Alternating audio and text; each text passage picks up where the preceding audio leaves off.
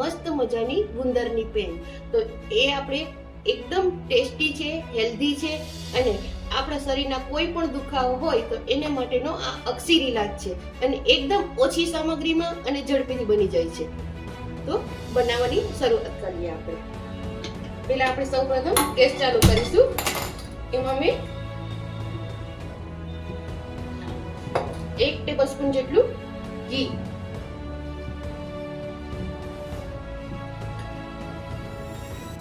આપણે ઘીને ગરમ થવા દઈએ ત્યાં સુધીમાં હું સામગ્રી બતાવી દઉં. એના માટે આપણે અડધો લીટર જેટલું દૂધ જોશે, 500 ml. ફૂલ ફેટ મિલ્ક લીધું છે આપણે, તો ઘરનું કોઈ પણ દૂધ હાલે, પણ ગરમ નથી કરવાનું.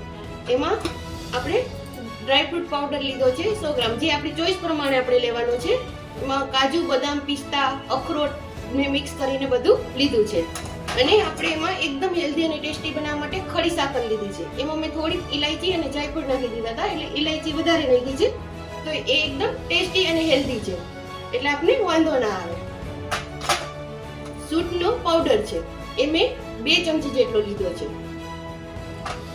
આ ગંઠોડા પાવડર છે, ઈ બી મેં 1.5 ટીસ્પૂન લીધું છે. બાકી છે ખસખસ, જાયફળ પાવડર અને મેઇન ઇન્ગ્રેડિયન્ટ છે આપણું ગુંદ. એ 50 ગ્રામ છે અને આમ 3 ચમચી જેટલો છે. એને મેં મિક્સીમાં ક્રશ કરી લીધો છે અધકચરો.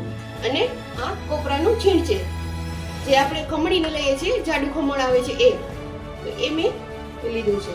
એ 1 કપ જેટલું લીધું છે, એટલે વજનમાં આપણે 50 ગ્રામ હશે. બાકી મગજતરીના બી છે, એ આપણે 10 થી 15 ગ્રામ જેટલા છે. બાકી આપણી ચોઈસ પ્રમાણે આપણે આમાં મસાલા કરી શકીએ છીએ. હવે આપણું ઘી સરસ ગરમ થઈ ગયું છે, એમાં આપણે ગુંદ નાખીશું. ગુંદ આમાં જ આપણી સરસ તળાઈ જશે. આ એકદમ સરસ હેલ્ધી અને ટેસ્ટી બને છે. ધીમે ધીમે આપણો ગુંદ ફૂલી જશે.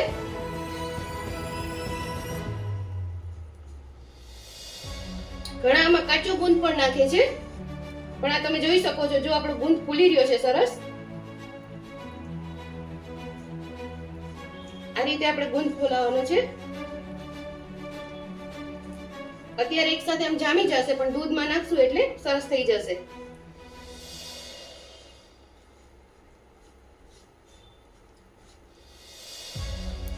આ ફ્રેન્ડ્સ તમે બનાવવાની ખાસ ટ્રાય કરજો, કારણ કે અત્યારે વિન્ટરમાં આપણે બહુ સારી લાગે છે, ટેસ્ટમાં પણ એટલી સારી લાગશે.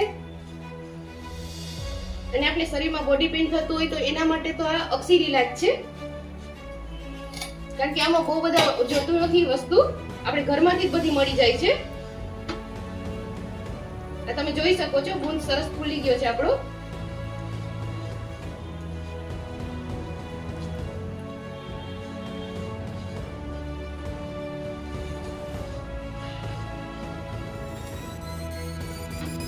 આ રીતે આપણે એને ગુંદને ફૂલાઈ લીધું છે.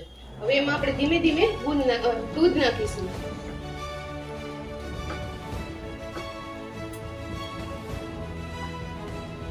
દૂધ આપણે 1/2 લીટર લીધું છે. ફૂલ ફેટ મિલ્ક છે, જે મલાઈ સાથે આવે છે.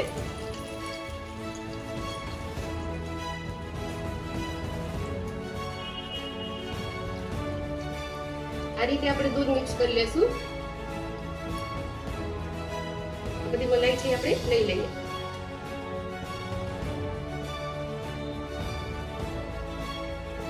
હવે આમાં આપણો ગુંદ છે હમણાં જ થઈ જશે, અને આપણે ગરમ થવા દેશું. જો ફ્રેન્ડ્સ, હવે આપણું ગુંદ નાખવાથી એકદમ દૂધ સરસ ફાટી ગયું છે, પનીર જેવું થઈ ગયું છે. હવે એને આપણે ચલાવતા રહીશું. હવે આપણે ગેસની ફ્લેમ મીડિયમ કરીશું.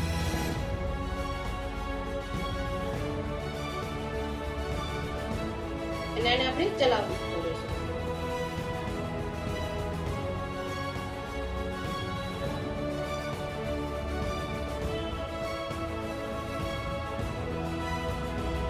આ રીતે આપણે એને ચલાવતા જઈએ.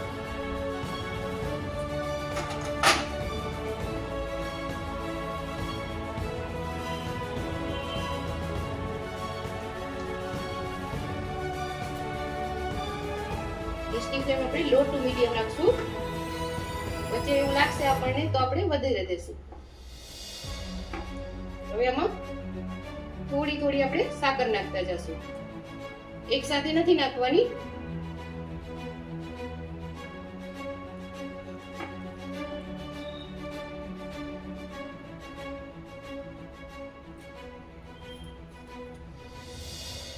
બે ત્રણ સ્ટેજ ઉપર આપણે ધીમે ધીમે નાખતા જશું.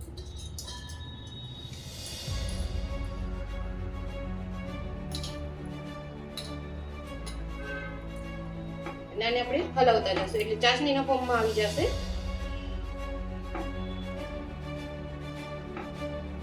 આ પેન ટેસ્ટમાં ખૂબ જ સારી લાગે છે ફ્રેન્ડ્સ. આપણી સાકર બધી આમાં મેલ્ટ થવા દેશું.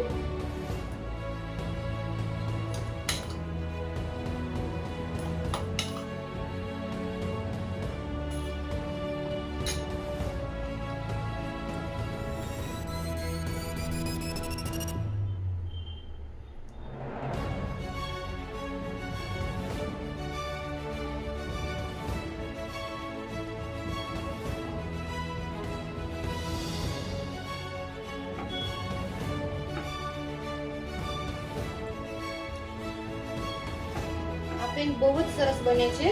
તમે એક વખત ટ્રાય કરજો તો તમને એમ લાગશે કે આપણે રેગ્યુલર બનાવશું.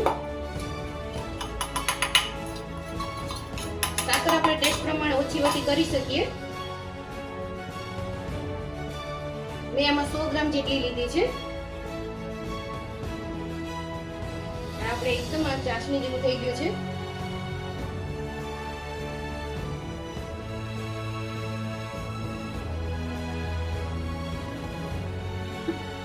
ગેસની ફ્લેમ આપણે થોડી મીડિયમ કરશું.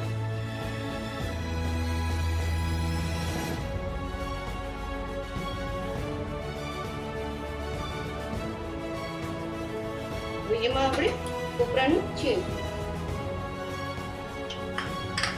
ડ્રાયફ્રૂટ પાવડર જે આપણે મેં અધકચરો લીધો હતો, આમાં તમે બારીક ભૂકો પણ કરી શકો છો. આ બધું આપણે મિક્સ કરી લેશું.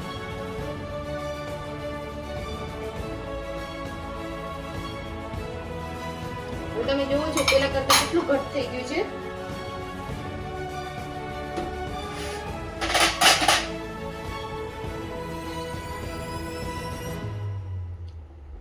હવે આને આપણે થોડું ઘટ કરવા દેશું.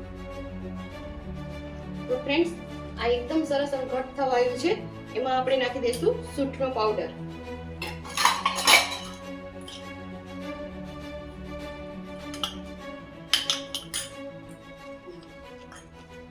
ચલાવતા જશું. આના કલરનું સામું નહીં જોતા ફ્રેન્ડ્સ, બાકી ટેસ્ટનું જોવાનું. ટેસ્ટ એકદમ સરસ લાગે છે.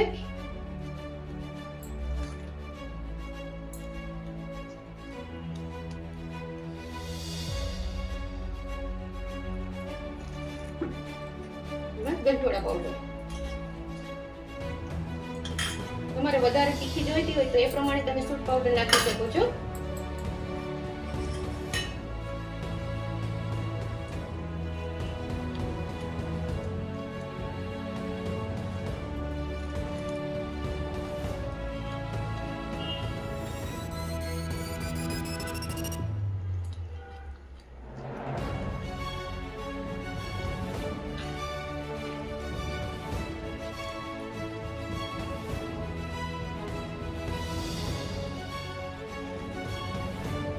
અને હવે આમાં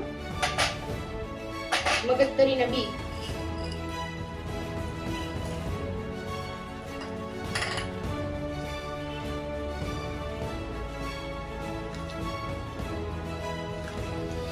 અને જયફળ પાવડર.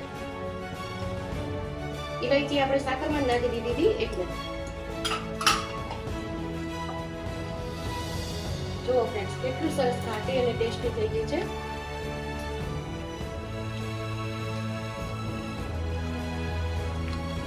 અને હવે થોડું ઠંડુ થવા દઈશું. ઉપરથી આમાં આપણે ખસખસ નાખીશું.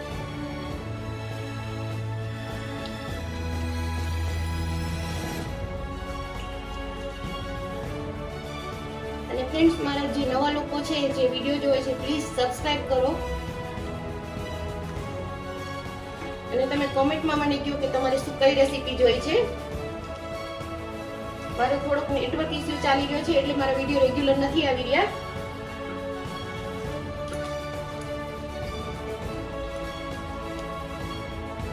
હવે આપણે આને થોડું ઠંડુ થવા દેશું. તો ફ્રેન્ડ્સ, આપણી ગુંદરની પેસ્ટ એકદમ હેલ્ધી અને ટેસ્ટી મસ્ત મજાની તૈયાર છે. તમે પણ બનાવીને ટ્રાય કરજો, એકદમ સરસ લાગે છે.